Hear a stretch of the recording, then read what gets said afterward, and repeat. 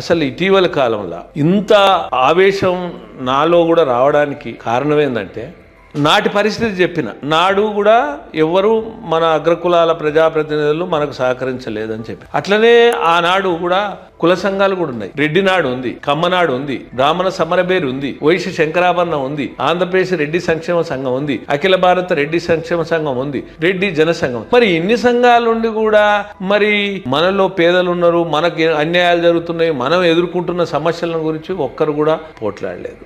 ఒక్కరు పోట్లాడకపోగా మనం పెట్టేటువంటి సభలకు కానీ సమావేశాలకు కానీ వచ్చిన పాప అంటే ఒక నామోష్ ఫీలింగ్. ఎంతసేపు ఉన్నా మన రెడ్డి నాయకులు అయ్యారు, ఎమ్మెల్యేలు అయ్యారా, మంత్రులు అయ్యారా, ముఖ్యమంత్రులు అయినా వాళ్ళని సత్కారాలు చేద్దాం, వాళ్ళని సన్మానం చేద్దాం, వాళ్ళ బేసిక్గా కడుపు గాలినోనికి బాధ తెలుస్తుంది. ఆ కడిపేయాలన్నప్పుడు మీకు బాధ ఎందుకు ఉంటుంది అన్నటువంటిది చాలా మంది విమర్శిస్తున్నటువంటిది. అప్పుడు ప్రజాపోరుకి ఎందుకు వస్తారు, మీటింగ్లకు ఎందుకు వస్తారు, సమావేశాలకు ఎందుకు వస్తారు?